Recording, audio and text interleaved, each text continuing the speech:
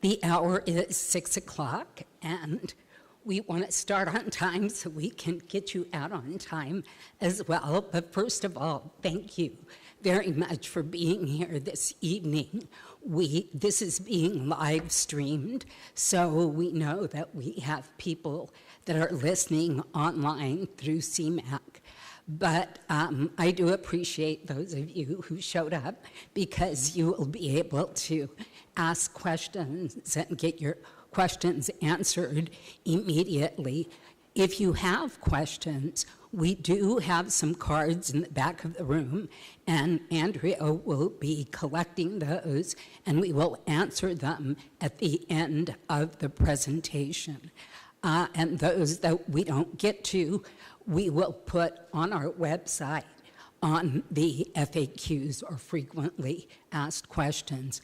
And for those people that are listening through CMAC and listening online, you can also submit questions, and we will list the answers to those on our FAQs. I'm Lilia Gonzalez Chavez, and I'm the Executive Director of the Fresno Arts Council. And with me today is Andrea Mel, who is one of our program managers, and Eric, who is our coordinator, our program coordinator. So you can also approach them with questions. They know as much as I do, maybe even more. So let's get started. We are just thrilled to be able to, well, I turned it on.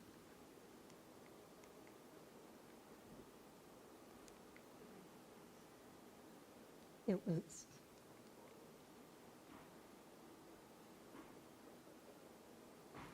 maybe we're getting started. No. We tested it earlier, and it worked. Yeah. What can I say?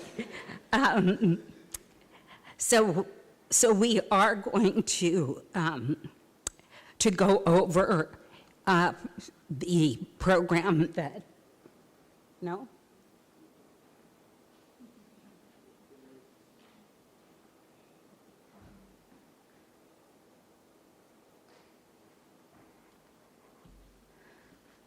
Our program overview for today is that we will be going over the purpose and the ordinance and the cultural plan.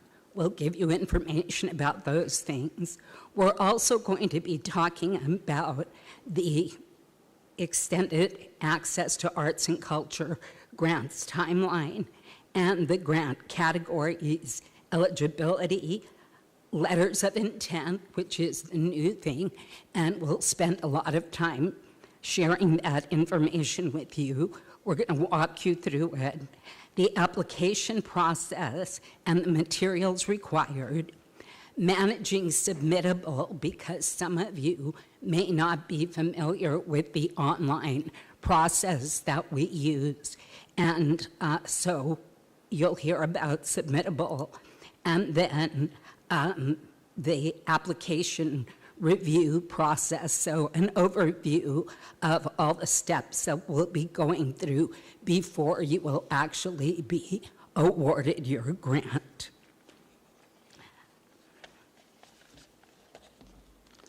So, is it going? Okay. So yeah, a little bit about the ordinance. Some of you may remember, and I'm looking at the audience, and I think most of you are familiar, that in 2018, the voters passed an initiative called Measure P.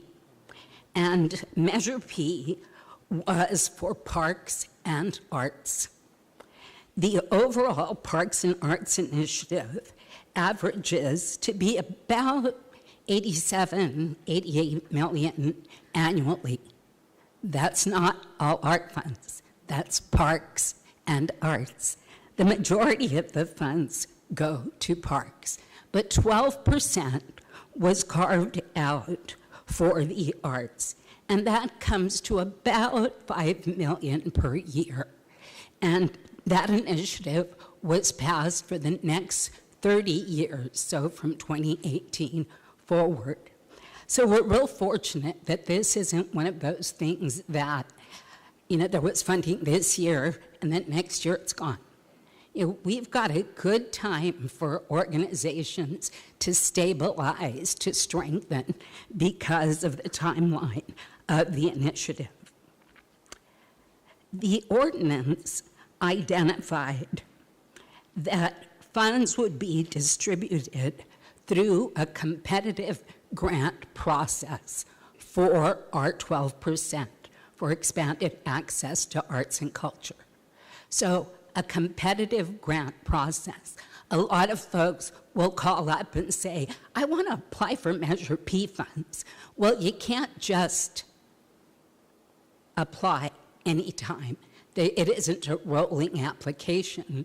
It's one time a year when the funds become available, and it is a competitive process. So what you say in your application is really important, and we want to make sure that you do a good job so you can be successful. The initiative also said that support would go to support core operating of organizations.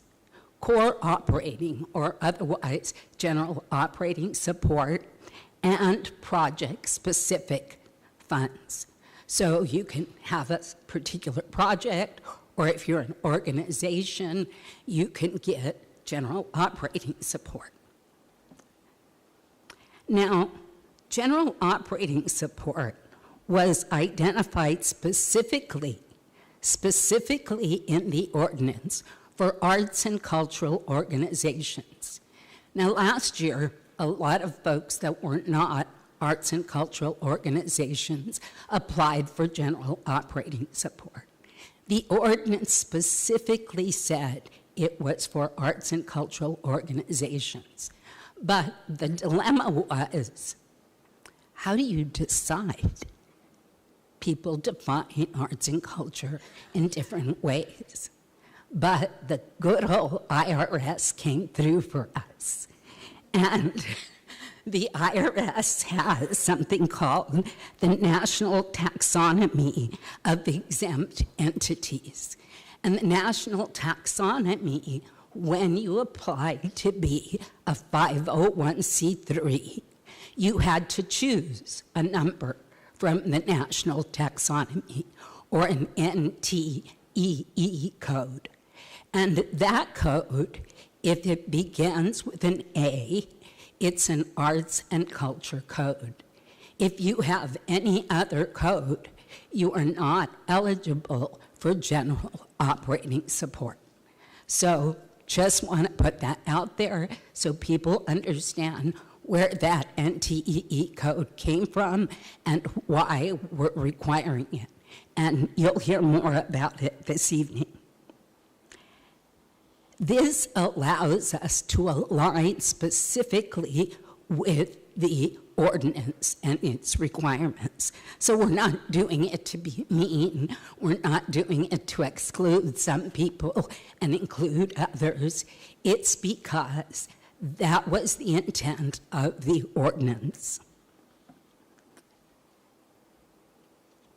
The tax that creates this fund is specifically within the city of Fresno. So it's a sales tax that you only pay in the city of Fresno. So anyone applying for these funds needs to live within the city of Fresno, and their program and services need to be within the city of Fresno. So we are asking for proof of that address. We want to make sure that your programs and services are within the city of Fresno. The ordinance was also specific to note that a priority for funding would be given to projects and services that reach diverse communities, engage youth, and address equity. This is important because panelists, the people that review your application, will be looking for signs of that.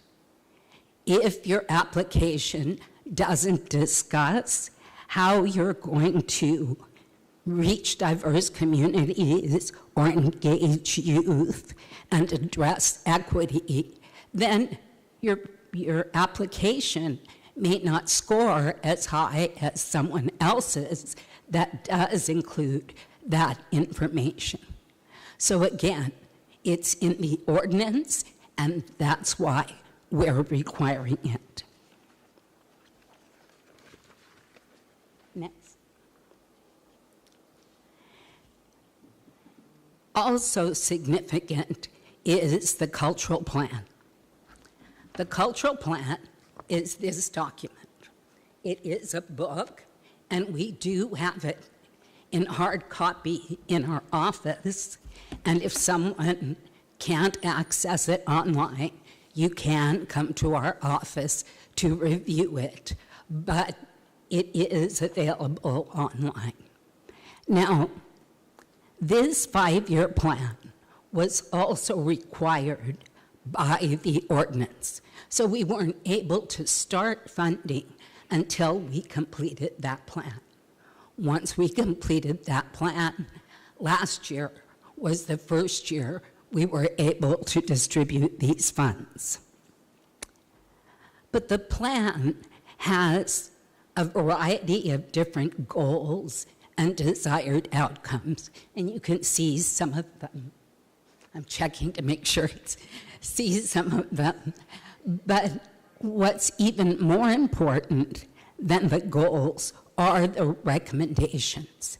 So I'm going to walk you through one example, and that would be Goal 2, stabilize, restore, and activate. The outcomes are cultural arts organizations' assets will be stabilized, restored, and activated to expand access to arts and culture, provide all Fresno residents with access to a variety of cultural arts resources. Within that category, there are specific recommendations, several. One that I selected is 2.2. And it's to develop opportunities for intergenerational engagement and family-centered access to cultural arts, including museums, programs, and events citywide. So, I'm going to apply for a grant. And this is the goal and the recommendation that I'm going to focus my application on. So, under strategies, it says prioritize investment to organizations that provide cross-cultural experiences for all ages to build understanding of traditions, practices, and heritage. I think I'll apply for a Holly Fest.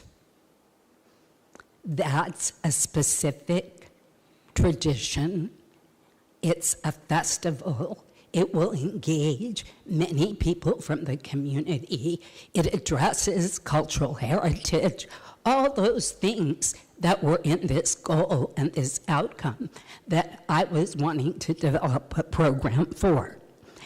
So a Holly Fest, a community celebration. This project directly aligns with the cultural plan. Now,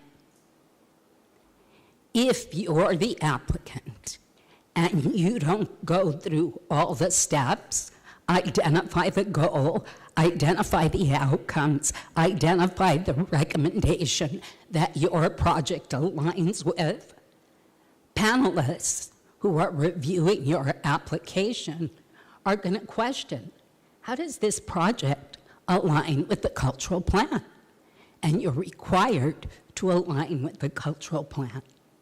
So you want to be sure that you've reviewed the cultural plan and you know how your project addresses the goals, outcomes, and recommendations of the plan. If you don't include it, you might still get some funding, but you won't score as well. So you might not get as much as you thought you were going to get, or you might not get funded at all, depending on the quality of the rest of the information you provide. So the cultural plan is important. Last year, because it was the first year, a lot of people submitted applications that said, my project supports the cultural plan. My project is going to demonstrate the outcomes of the cultural plan. But it didn't say how. And it didn't say what in the cultural plan it was aligning with. This year, panelists will be instructed to look for that information very carefully. Last year was the first year. People were getting used to the process, understanding all of these things. This year, we will be more specific in making sure that panelists are finding that information. So you make sure that you include it. You have to review this document. Don't just fudge, because that's not going to work.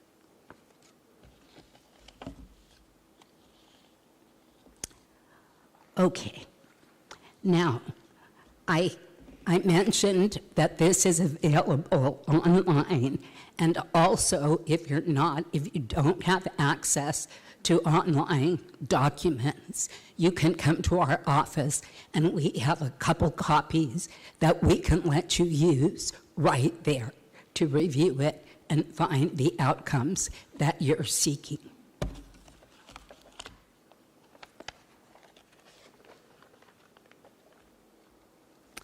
So here we have a tentative timeline. March 14th, we released the RFP.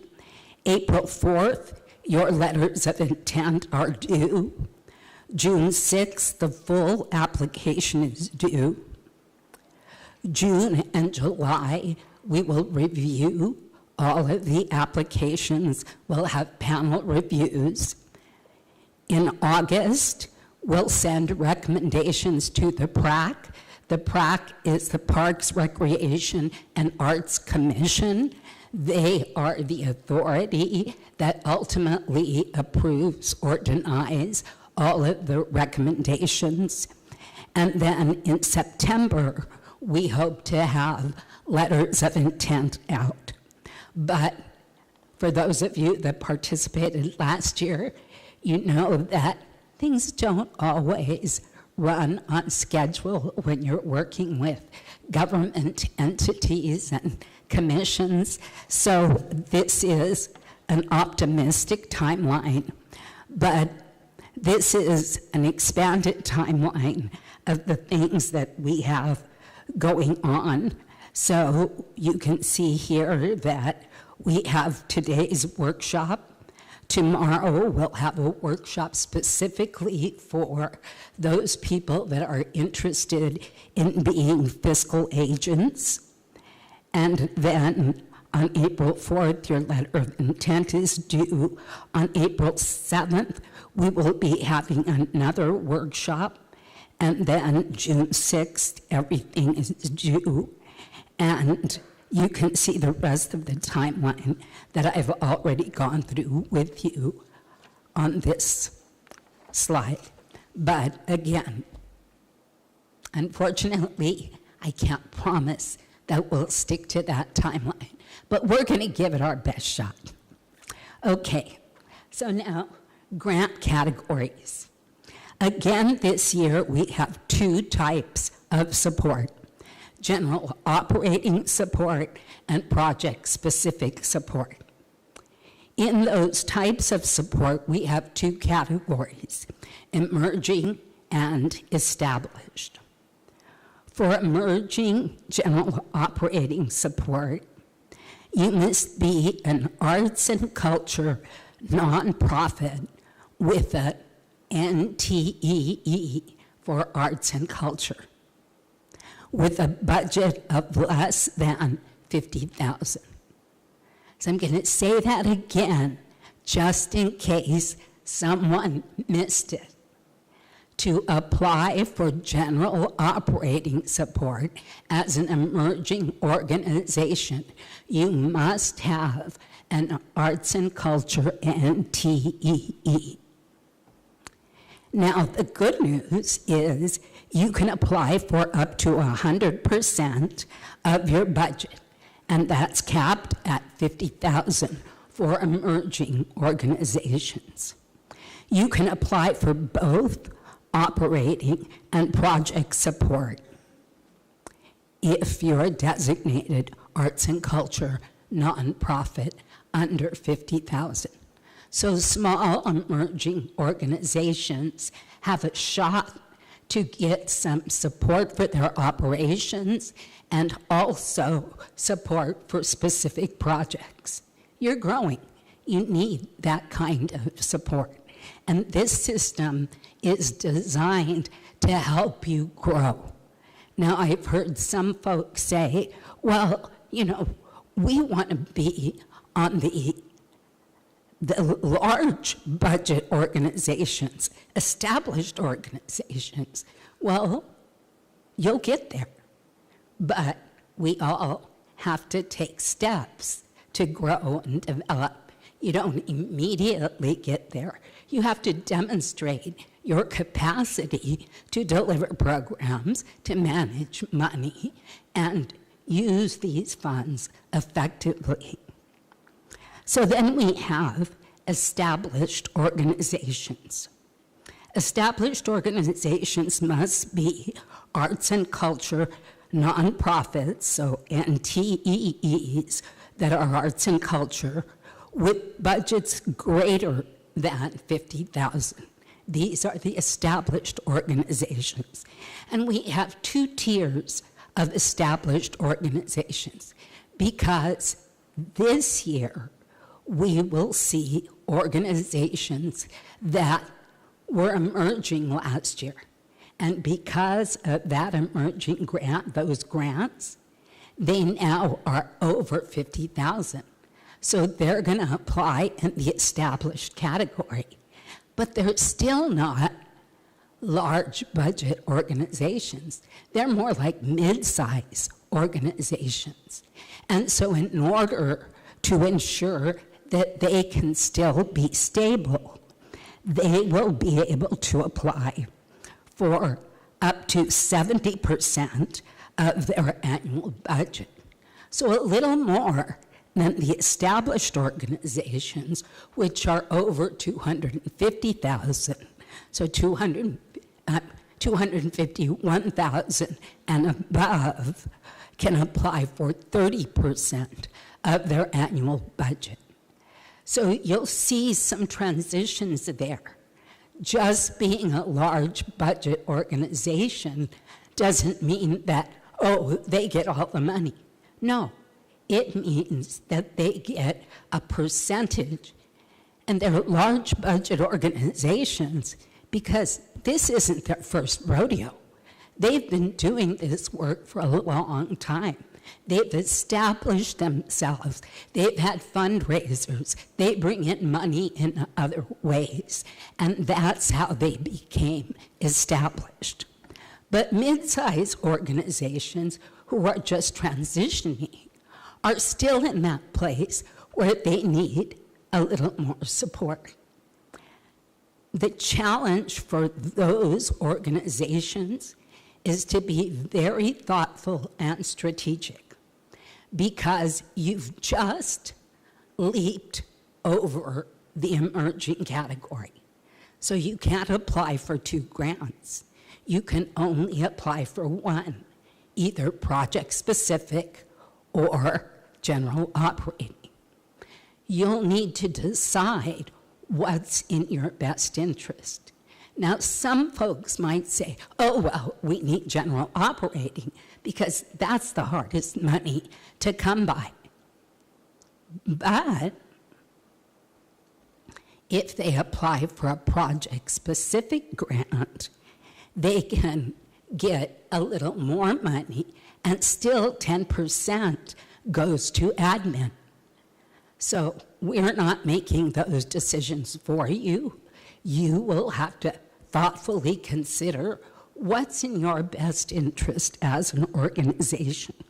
But it's an important thing to start thinking about, because if you choose one over the other, it may not serve you as well. Because as a transitioning organization from emerging to established, you're still going to need project money. So then we have project-specific funds, so organizations and projects with budgets less than $50,000 may be fiscally sponsored and can apply for up to $50,000 to support their project. One project application per organization. One project application per organization. Then we have established projects, organizations and projects with budgets greater than $50,000, and they may be fiscally sponsored with proof of project budget over $50,000.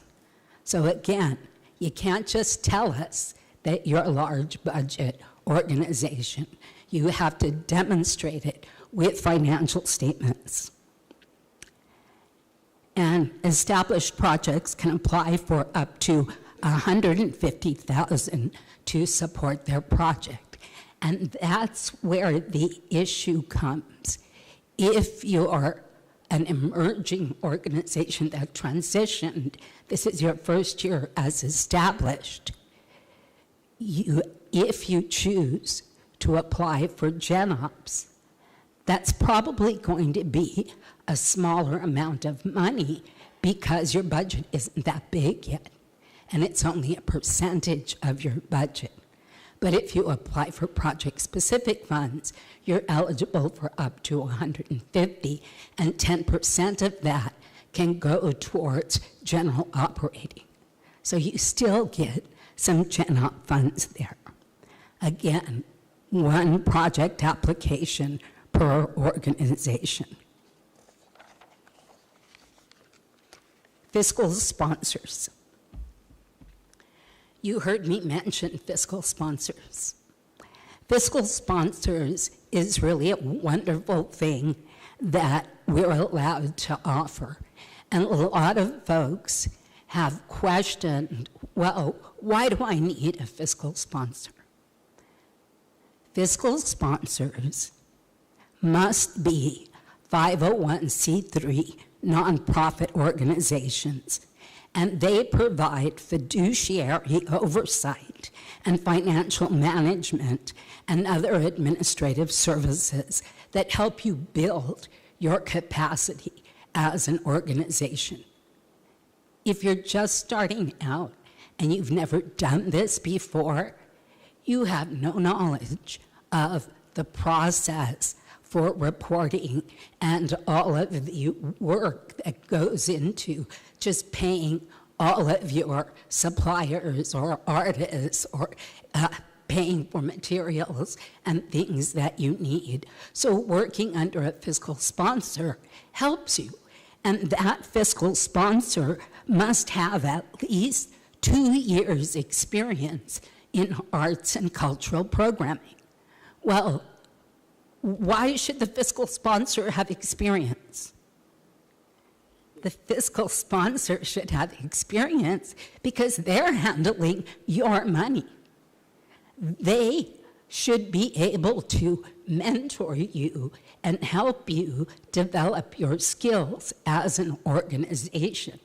So if you have a fiscal sponsor relationship, you want it to be with someone who's savvy and has been doing good work in the community.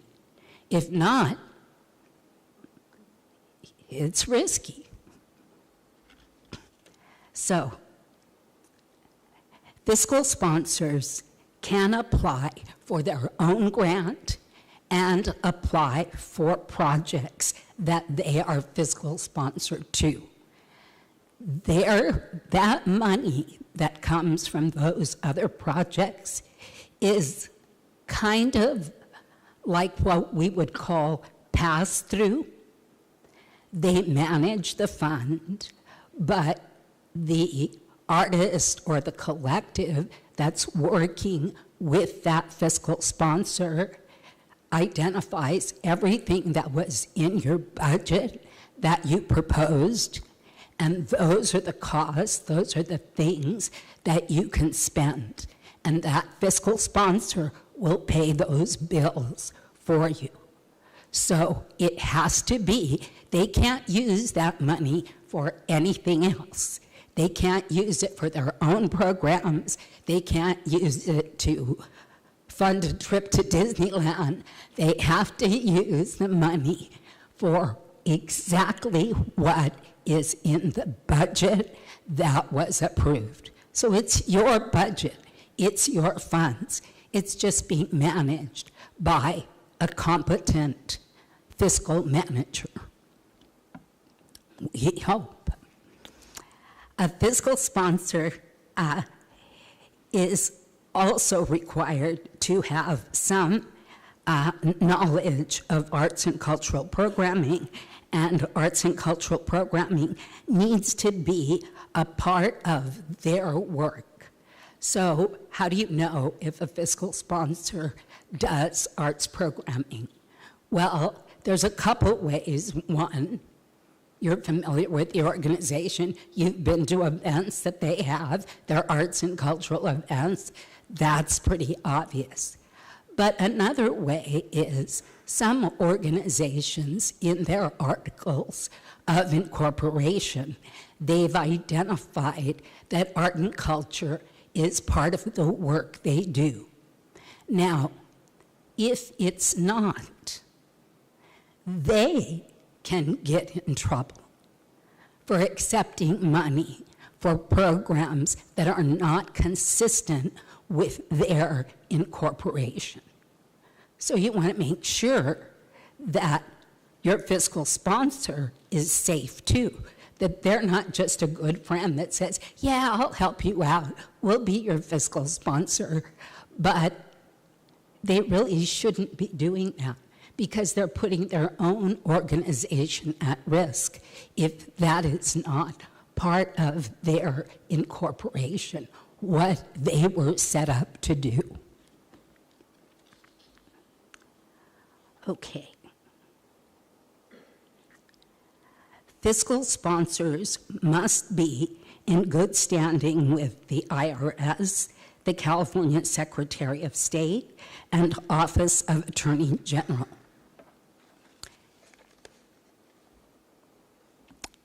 Note that established or emerging organizations applying with a fiscal agent can only apply for projects. Okay? If you're applying with a fiscal agent, you can only apply for projects.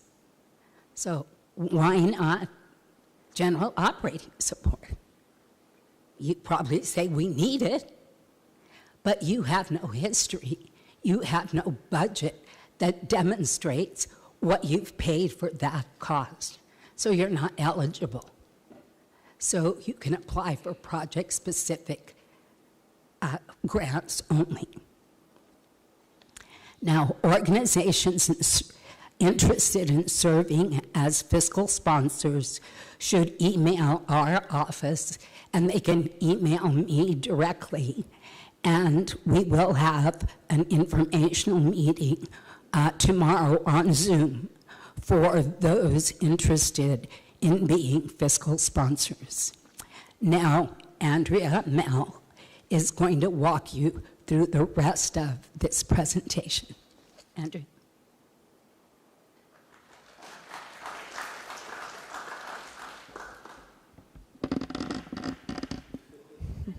Hi, everyone. My name is Andrea Mel.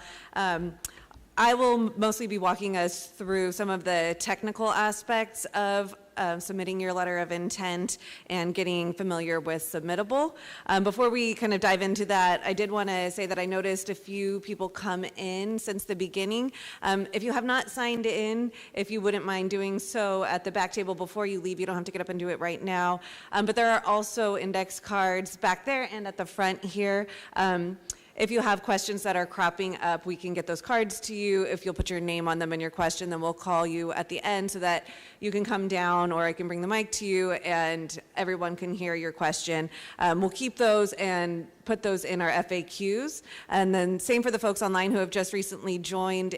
If you're putting comments online, we will review those after tonight's meeting and address those in our FAQs. If you have specific questions that you'd like answered, our email for the grants process specifically is EAACgrants@FresnoArtsCouncil.org. So just kind of want to get that out there. So how many of you have used Submittable before?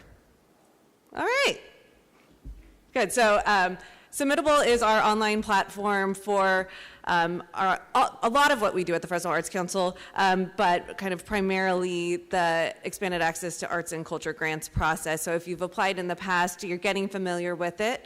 But if you have not used it, there is a little bit of a learning curve, but it's pretty user-friendly, and Submittable provides their own technical help as well. And then you could also reach out to us for help. We can Zoom with you and share your screen, and we can kind of figure out what's happening. But before it gets to that point, you should log on to Submittable to begin your application so that you can see what challenges you may be facing before it becomes too late. So for the letter of intent, that is required by any potential applicant, and that deadline is April 4th at 11:59. So everyone who wants to apply needs to submit the letter of intent by April 4th at 11:59. Once you've done that, FAC staff will review that letter, and then if you are deemed ready and are in good standing, then you will be sent a direct link to the narrative application, which will be due on June 6th. So what you're looking at here is actually just some screenshots of the guidelines that you can find on our website. But when you get into Submittable, it's going to look a little bit different for everybody, depending on what category you're applying under. So the questions will track based on what you select. If you select emerging organization, you'll have more options, because remember, you can apply for both operating support and project support if you're an emerging arts and culture designated organization. So we've received a few phone calls. I don't see this as an option. That's because that may not be an option for your organization. But we'll go through everything that's on the guidelines, and you'll see all the potential questions you may encounter.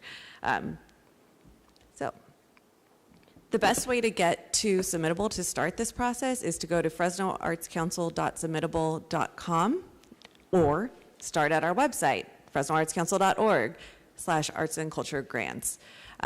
There's a few ways to get there, but there's an apply now button. And there's also, as the guidelines kind of branch out on our website, a submit. There's several ways to press apply now. Once you do that, it's going to take you directly to the letter of intent application. If you don't have a Submittable account, you will be prompted to create one. If you do have an account, you can say, great, sign in, and then it'll fill in some fields you already have, especially if you're a past applicant. If you're an organization who is registered, you'll be able to search for and select your organization, and then some of your details will fill in as well. So that'll get you in the door, right? So you've created an account, you're on the portal. If you just go to fresnoartscouncil.submittable.com, you'll see all of our open applications. There's just a couple right now, so it shouldn't be too overwhelming, but the one that you want if that's how you're getting in, is letter of intent. Okay. Now, just to clarify, you're not writing a letter and submitting it to us. It's an online form that just provides a little bit of information about your organization and lets us know what you'll be applying for in this round. The first question that you'll see is asking you to identify what kind of applicant you are. Are you a nonprofit arts and culture organization, a nonprofit organization that's non-arts and culture but who does arts and culture programming, or an individual artist, collective, or project working with a nonprofit organization as a fiscal sponsor? Note that you cannot apply if you're an individual artist or if you're a collective not working with a fiscal sponsor, as Lilia mentioned. Once you select one of those three options, then the experience on submittal becomes unique to the kind of organization that you are. So if you have selected nonprofit arts and culture organization, you'll be prompted to enter your NTEE code. And there's a link on Submittable that will take you to the IRS list of arts and culture designations. You can find yours also by searching your organization on GuideStar. It may also show up in your Submittable organization because they kind of pull that data from there. It may also be in your paperwork from when you submitted your 501c3 for application. Okay. Then you'll select what kind of application you're intending to submit.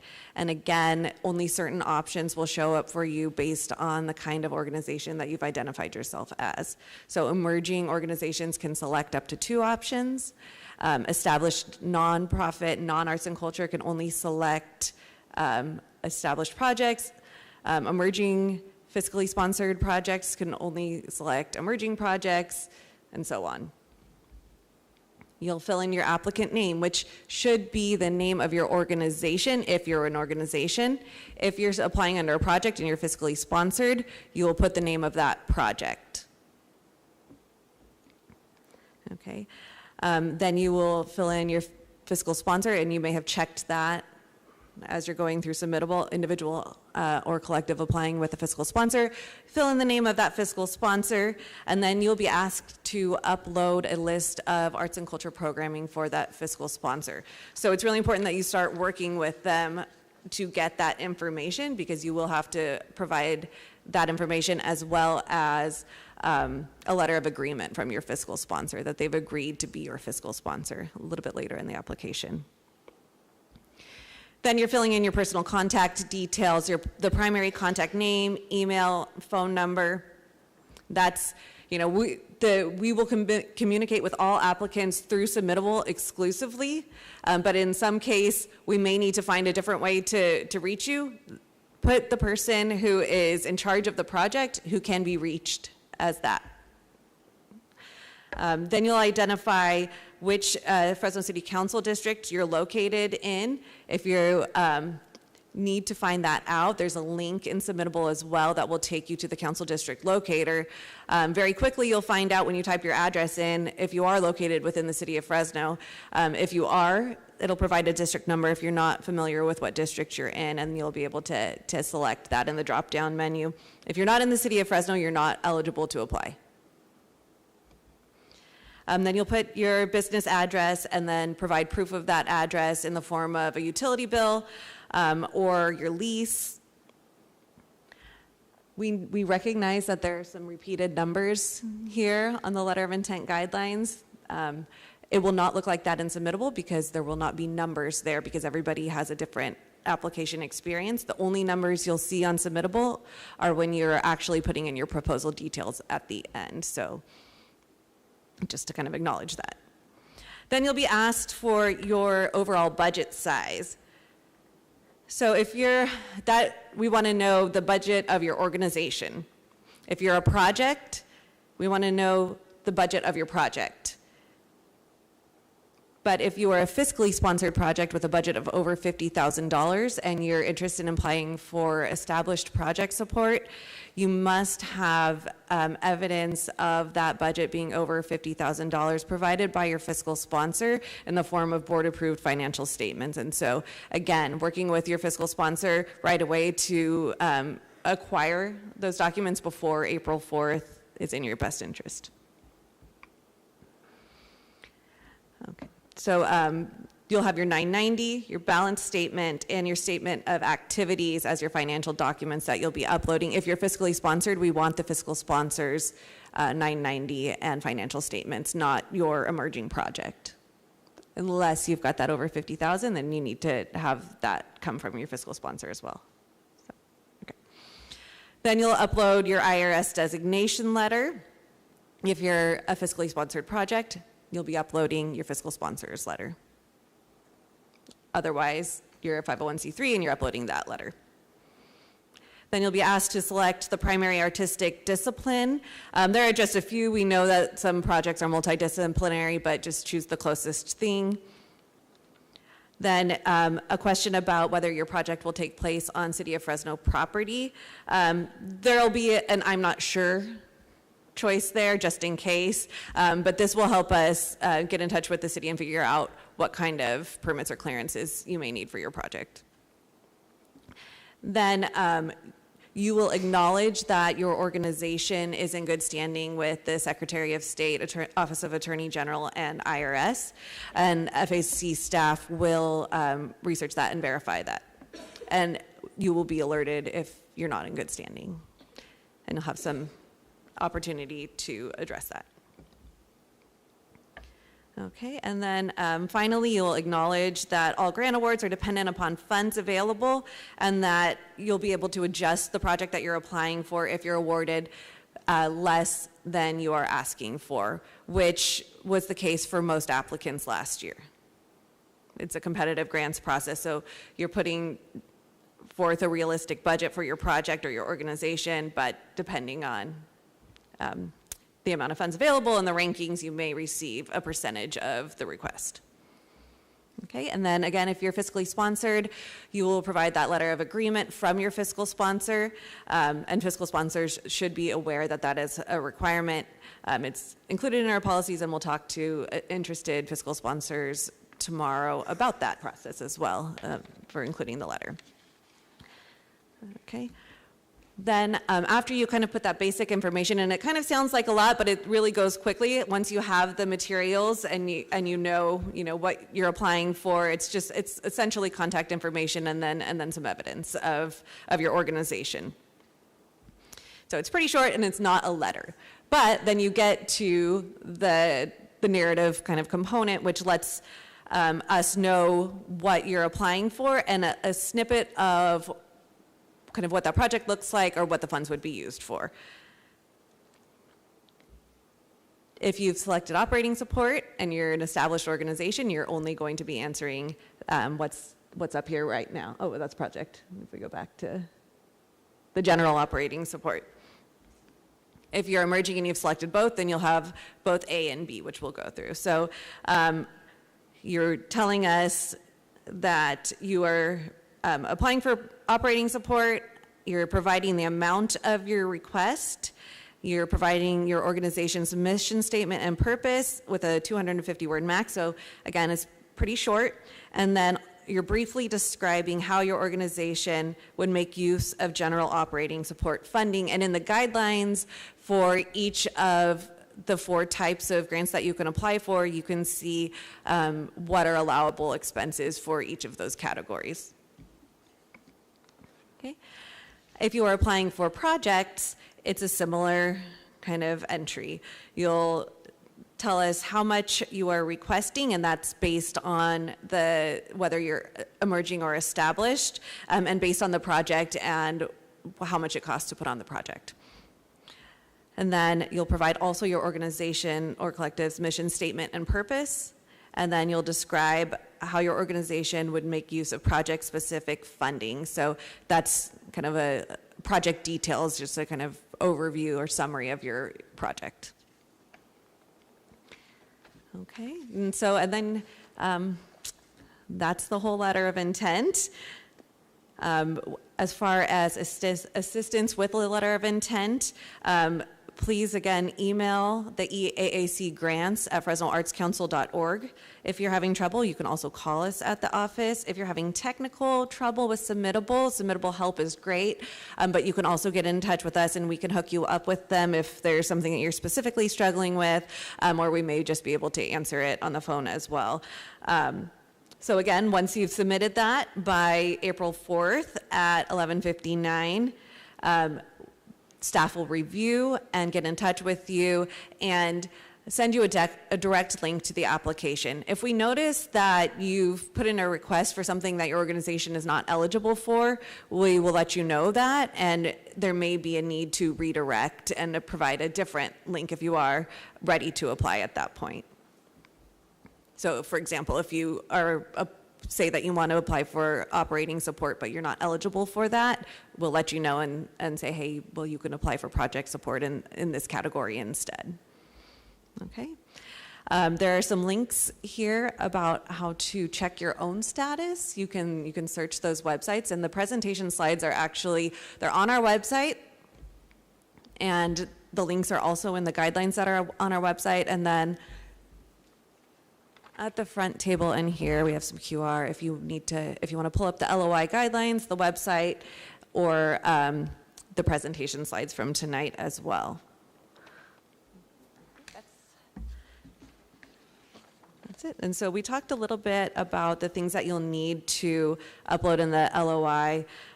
Once you get that direct link, there are a few other items that you'll need to collect for that. So this is kind of a forecast for what that might be.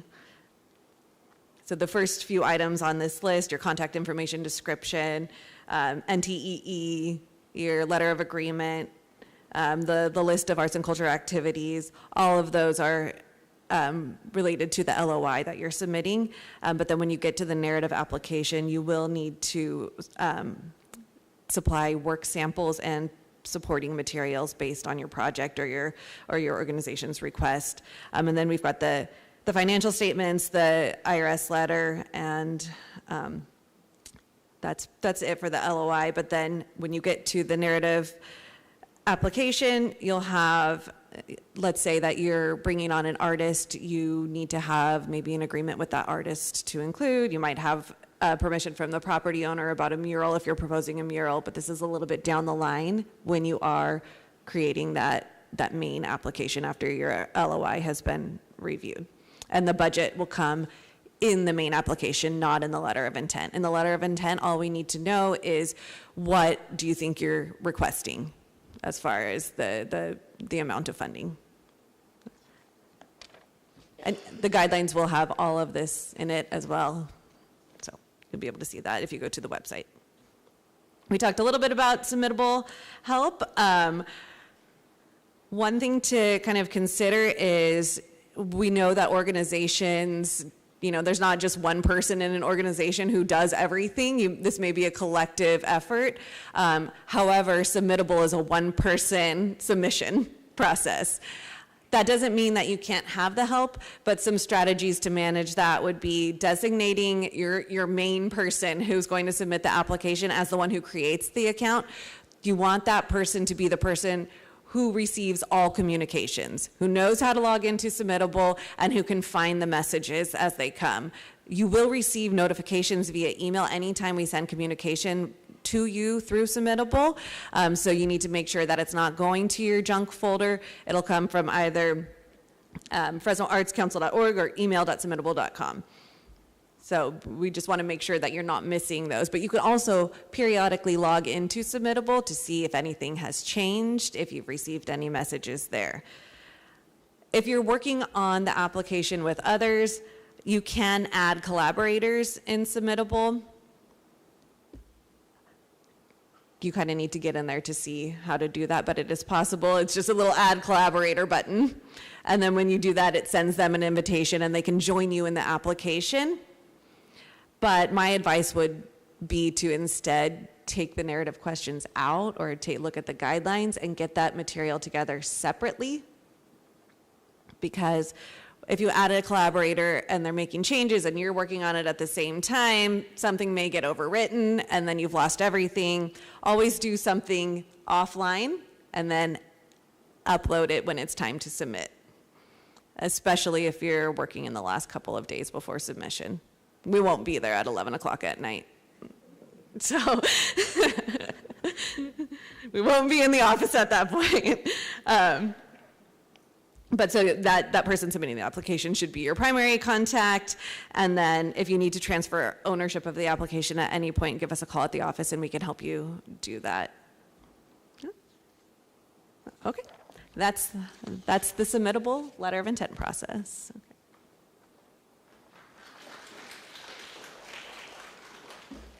Okay. She's tall. I'm not. Okay. You've got a lot of information, but you still need more. And the most important thing that you need to do before you apply is read the guidelines. We haven't gone over the guidelines with you tonight. We've given you some bits and pieces, but you need to read the guidelines because the guidelines share other information. For example, Andrea mentioned that you'll need to have letters from artists. Last year, you didn't have to have those letters. This year, we're requiring that if you include an artist in your budget for a set amount of payment, that there is a letter with your application from that artist indicating that they agree to work with you for that amount of pay. Now, why should that matter? It matters because people submitted information about artists last time, and we heard from the artist. And the artist said, well, I just heard that Cindy Sue got funded for a project, and they named me as the artist. And they put me in for $20 an hour. Well, I charge $75 an hour. So that artist didn't have a clue. We don't want that to happen again. These funds are to support local artists. We want local artists engaged, but we want you to tell them that you want to work with them, and we want you to agree with them what that payment is going to be. You can't just write them in without their accepting being included. Another thing that's different this year that's in the guidelines is several folks applied for art therapy. They said, we're going to have an art therapy program. Well, we all understand the cathartic benefits of the arts. Arts are therapeutic. We know this. But if you're going to have an art therapy program, that's a real thing. There are licensed art therapists that do that work. I can't just say I'm doing art therapy. I'm not a licensed art therapist. So if you're going to propose an art therapy program, you better have a letter and a copy of the license from that art therapist that's providing the program. Otherwise, you're just offering a great art for art's sake experience, which we know has therapeutic benefits, but it's not art therapy. So again, read the guidelines.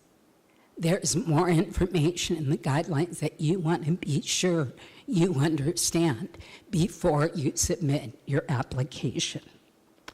So, the first step is to read the guidelines. Second step, read the cultural plan. Third step, get your LOI in by April 4th. Make sure it's in by April 4th. After that, you'll receive access to the portal to submit your application. That application has to be in by June 6th. So that's what you have to do in the next few months. That's the important things you have to know. Now, we've gone over some other tentative information about when the notice of intent will go out, but that is, as I said, tentative. There is also an appeals process. So after the letter of intent goes out, organizations that can demonstrate that there was an error in the processing of their application can appeal. You can't appeal just because you didn't like the amount you were awarded. You can't appeal just because you didn't get funded. There were reasons for that, and you can request information that includes panel comments, so you'll know why you didn't get funded. But if there was an error in the processing and you can demonstrate that, that's grounds for appeal. Otherwise, like I said, you can't appeal just because you didn't like the outcome.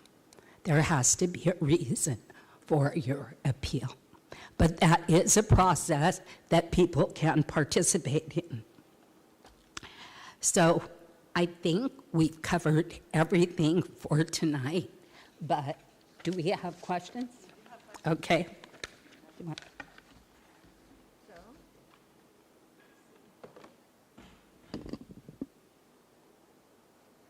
Some of these I can probably read out loud, but then if I can't, I'll call you down and you can read your question. So does that work like that? Yeah, Okay. go ahead.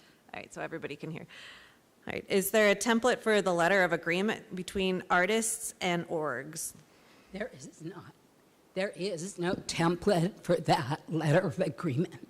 You can draft something. If you have trouble and you want us to help you create something, give us a call. We'll help you. Do all fiscal sponsors need to have an NTEE code indicating arts and or culture work? And if and when we complete a project under budget, where do the excess funds go? Two separate questions, so if you want to. Okay. Yeah. If you complete it, I'm going to hit that one first because that's really important. If that's somebody who's asking about this year, if you complete a project under budget, where do those funds go? We don't expect you to complete projects under budget. We expect you to use all of the funds because you submitted a proposal that outlined carefully how you intended to use those funds. So we expect you to complete your project as proposed. Do all fiscal sponsors need to have an NTEE code? Fiscal sponsors do not, but they have to demonstrate. And you'll see in the guidelines, there's that option. They either have an NTEE arts code, or they can demonstrate in articles of incorporation that they are legally able to support arts and cultural programs. Some people write their articles of incorporation and identify in them that they're going to do crosswalk, safety, and arts and culture. If it's in there and they can demonstrate it, they have the document that proves it, we'll accept it. Otherwise, they should be an arts NTEE. Okay. Where can we see a list of all fiscal sponsors? We don't currently have a list of all fiscal sponsors. Tomorrow at the workshop, we will ask for a commitment from folks that want to be fiscal sponsors. If they make that commitment, we will then post on our website a list of potential fiscal sponsors. But you need to remember that every organization has different purposes. And so even though, do you mind? Even though the Historical Society has agreed to be a fiscal sponsor, they may not align with somebody who wants to do what? Drawing and painting, because that's really not what they do. They are an arts and culture NTEE, but they're about historical preservation, storytelling, history. Okay? As an artist with an emerging project, what should my fiscal sponsor be doing for me throughout the year? Your fiscal sponsor should pay your bills. So you're going to submit invoices for costs that were in alignment with your budget. That fiscal sponsor is responsible for paying those bills. Okay. Yes. They also need to be available on the quarterly reports to provide. So as a fiscal receiver, one of the things that's critical is your fiscal sponsor, your agent, has to be able to provide you updated financials on a quarterly basis to meet the requirements for your reports. Yes. So it's ongoing. Yeah. Thank you. Overall budget size. Oh, sorry. Overall budget size. This is only for organizations with fiscal sponsors.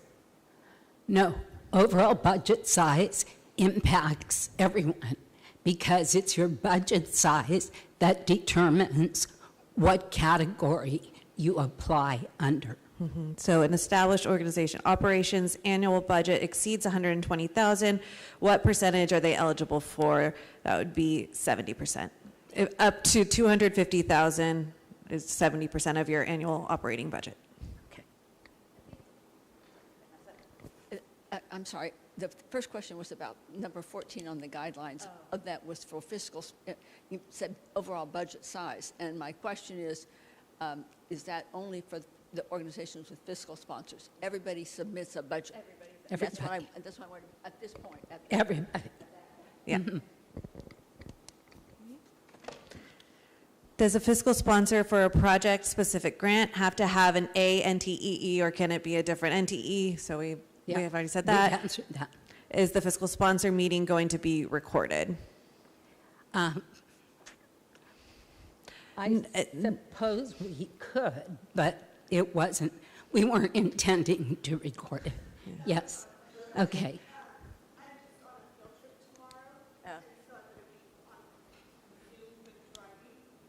So the meeting tomorrow, to clarify, is for organizations who are interested in serving as fiscal sponsors, not for applicants looking for fiscal sponsors, if that helps.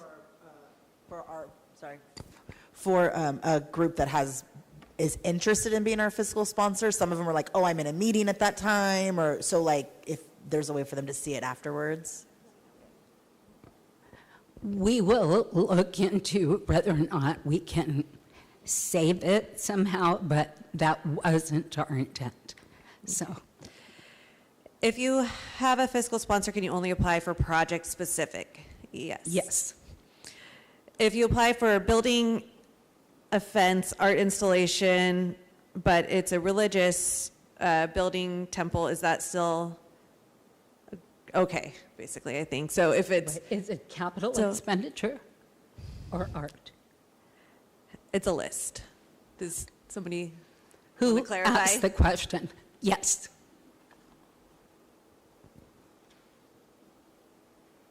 What was your question again? No, is this your question about a fence? Yes, so I'm trying to apply for a project specific, basically how complete a building of a fence, but it's like a visual art. So it's a temple, but I wasn't sure if that is, because I know the culture art kind of say you cannot use it for the purpose of teaching religion, but I wasn't sure where this stand in terms of requesting for support for building a fence that it have art installation, the cultural art. Yeah.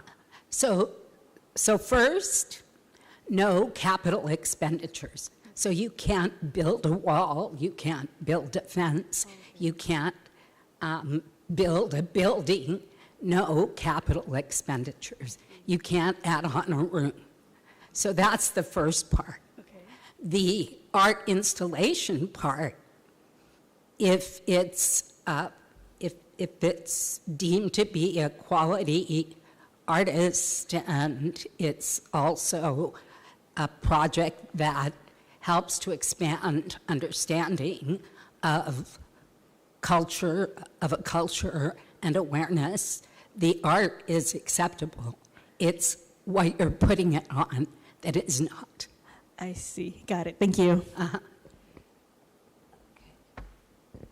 And should be accessible to the public. Yeah.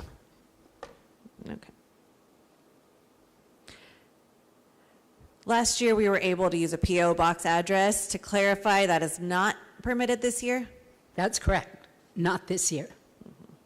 Utility bill, lease, or other document that shows. And that's because people abuse the privilege.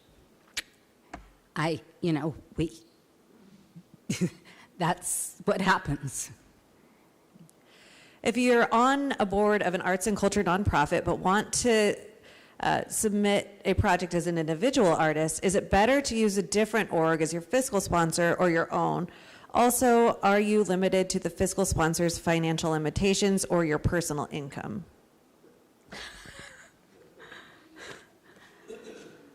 Okay, you're on the board of an organization, but you want to do a project. Whose question is this? Yeah, go ahead. So the Fools Collaborative, it's an arts collective, so we have a bunch of artists who are in our collaborative and on the board, including myself. And we have, as a group, the project we want to submit for the Fools. However, as an individual artist, me and several others have projects we would like to submit for ourselves, where we could work on our own, work with the collaborative.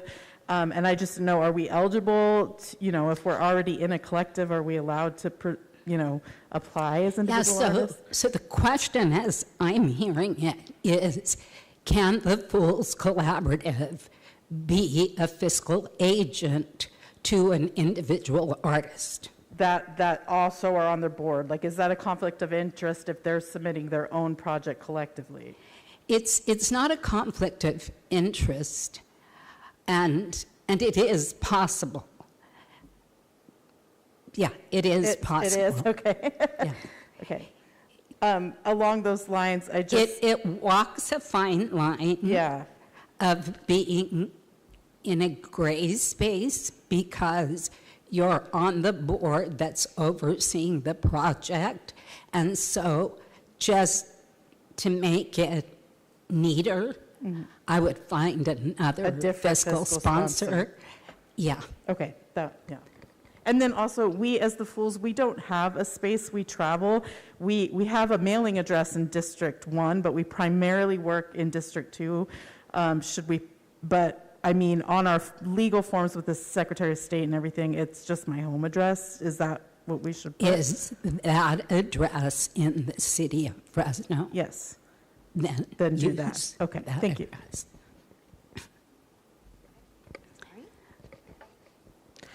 When will you have an approved list of approved fiscal agents available for applicants? After tomorrow. Do research assistants need to provide letters like those required from artists? research assistants, is that your question? No. Research assistants, whose question is that? Actually, I think anytime you're if you're going to be paying someone, you should have their approval to include them in your proposal. So that's just common courtesy. Don't say you're adding someone to a proposal if you haven't let them know. But the letter is required from artists and probably anyone that you're saying you're going to pay, unless they're a member of your staff. Do we have other questions? No? Okay.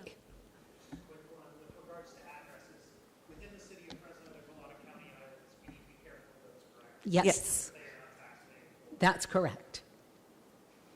County islands are tricky because they're not in the city of Fresno. An emerging project, organization. In the list of questions that we are to answer, one of them had to do what is your budget? But then I thought I heard you say the budget of your proposal. There's two budgets that we're asking you for.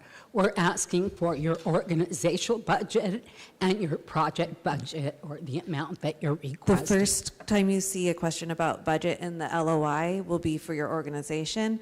The next time will be down in your proposal details, and that will be how much you're requesting.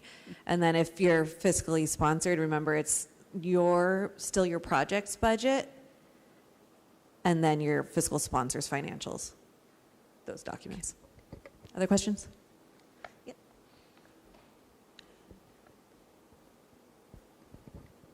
Hello, I'm Julio Hernandez. I'm the director of Chicanismo in Color. So my question is, as an artist with a fiscal sponsor, what is the maximum that you're allowed to get for a project? Is it the 50,000 or is there other options for more? It depends. It's up to 150,000 for an established organization. Okay. So if you're an individual artist, you were funded this time. Right, yeah. Yeah. You were funded at $50,000 or and have additional budget, then you're adopting established, right? And then That's, yeah. Right. We talked about that earlier, is we have some organizations and individuals that were funded last year as emerging. You now have a budget size, and you can apply based on that budget size. Okay. My second question, it kind of relates to what you're saying now.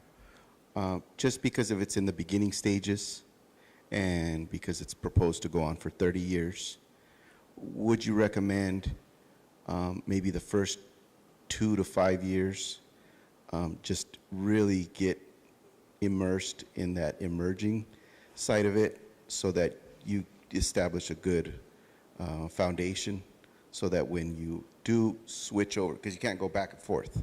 Once you switch over to established, you're there and, so would you recommend, just based on your experience doing everything that you've done in the city all these years, would you recommend just kind of staying in that, emerging status for a while to get, because just based off what we learned last year, you won't learn all the ins and outs in 1 year. It takes years to really, for all of this to iron out, as well as for you to understand the fiscal sponsors, as well as how it all connects with an artist or an organization.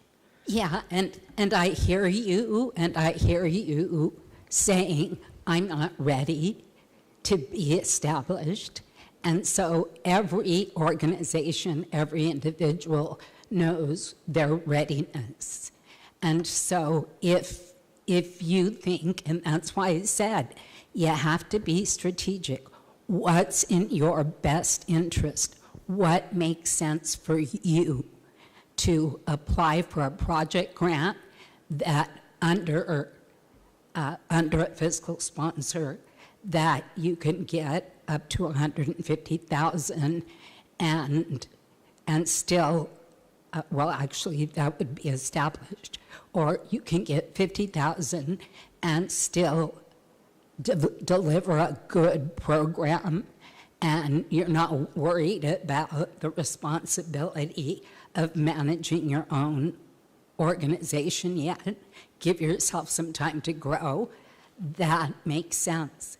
But some organizations in that first year, they became 501c3s, and we're going to see them in this application process. And so they decided to jump with both feet and jump in and sink or swim.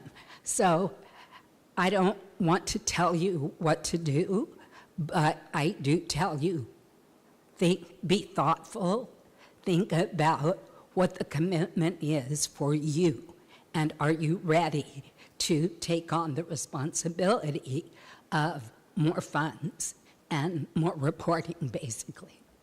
Yeah. Mm-hmm. Yes.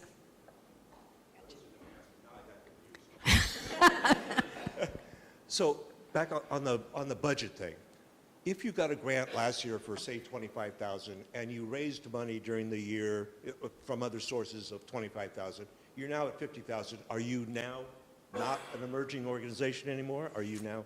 If you're at 50,000, you're still emerging. If you're at 51,000, you're now established. Okay. All right. That makes sense.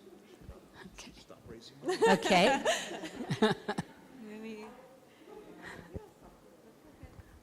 Regarding the 990s and any tax forms that are required for the letter of intent, our tax appointment for the fools isn't until the following week. So can we submit the prior years and then just give you like our numbers for 2024? Your application will have to be based on the 990 you submit. Oh, okay. Even if it's lower than last year? Mm-hmm. Oh, okay. Mm-hmm. Okay. Thank you. Okay. Did you have a question? No? Okay. Okay, if there's no more questions, please know that this isn't the end. You can call us, you can send us an email, you can ask us questions as they come up. I know I leave meetings and say, darn, I should have said, or I should have asked. And it's not until my mind kind of settles and I review everything that I heard. So please don't hesitate to call us. We do answer phone calls every day. So I know a lot of folks will send you to a machine. We have someone that answers the call and will route you to someone to get your answer. Okay? Also, please sign in on the sign-in sheet if you have not. And if you'd like to be added to our email list, there's an email slot on there. That way you can get any updates through our larger e-blast. So, thank you. Okay, thank you.